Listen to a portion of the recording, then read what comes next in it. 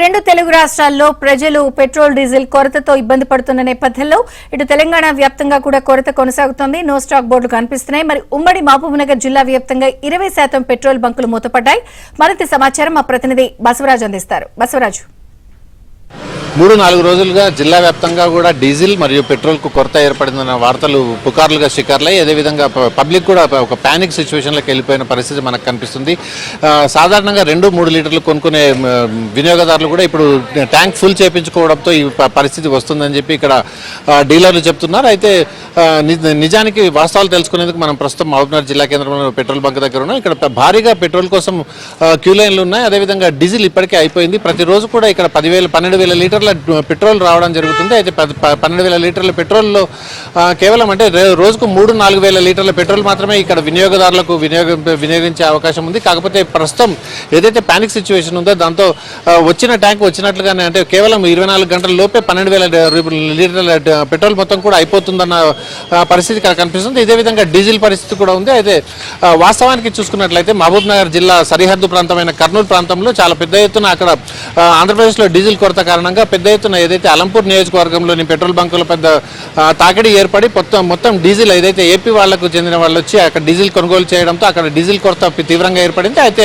పెట్రోల్కి కూడా ఇదే విధంగా కొరత వస్తుందన్న భావన వినియోగదారులు కలిగింది. దాంతో పెద్ద ఎత్తున ఇక్కడికి వచ్చి వినియోగదారులు ఏదైతే ట్యాంక్ ఫుల్ చేయించుకున్న పరిస్థితి మనకు కనిపిస్తుంది. సాధారణంగా ఇప్పుడు మీరు ఎంతసేపటి నుంచి వస్తున్నారు? 1/2 అవర్ సార్. 200 తీసుకుంటున్నాం. అంటే ఎందుకు ఏమనిపిస్తుంది? అంటే స్టాక్ లేదన్నందుకు తెప్పించుకున్నాం సార్.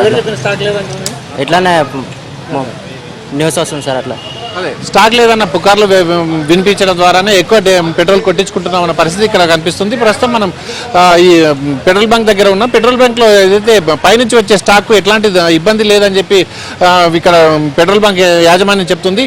స్టాక్ తక్కువ వస్తుందా లేకపోతే ఏమన్నా అంటే ఎందుకు ఇట్లాంటి పరిస్థితి ఏర్పడింది? స్టాక్ తక్కువ ఏం లేదండి. జనాలు ఓన్లీ ప్యానిక్ అవుతున్నారు. ముందుగానే జనాలు చెప్పేదంటే పెట్రోల్ డీజిల్కు ఎలాంటి కొరత లేదు, అంతా అవైలబులే ఉంది.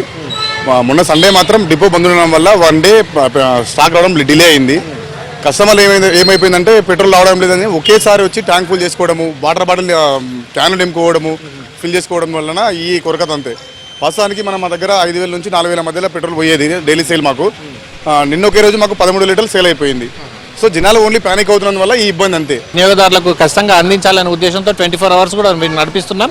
ఒక ఆందోళనకు గురి కాకుండా కావాల్సినంత పెట్రోల్ లేకపోతే డీజిల్ మాత్రమే తీసుకువెళ్ళండి, ప్రజలను ఇబ్బందులకు గురి చేయొద్దని చెప్పి విజ్ఞప్తి ఇక్కడ నుంచి చేపిస్తున్నప్పటికీ కొన్ని ప్రైవేట్ ఏదైతే పెట్రోల్ బంకులు పెట్రోల్ కార్పొరేషన్లు ఉన్నాయో ఆ పెట్రోల్ కార్పొరేషన్లలో పెట్రోల్ లభ్యత లేక మొత్తం అంటే ప్రభుత్వ రంగ సంస్థలపైనే ఆధారపడుతున్నందుకు ఇట్లాంటి పరిస్థితి ఏర్పడుతుందని చెప్పి ఇక్కడ వినియోగదారులు అదేవిధంగా పెట్రోల్ బంక్ యాజమాన్యాలు వివరిస్తున్న పరిస్థితి మనకు కనిపిస్తుంది. విడుదల సంతోష్తో బసవరాజు, ABN ఆంధ్రజ్యోతి.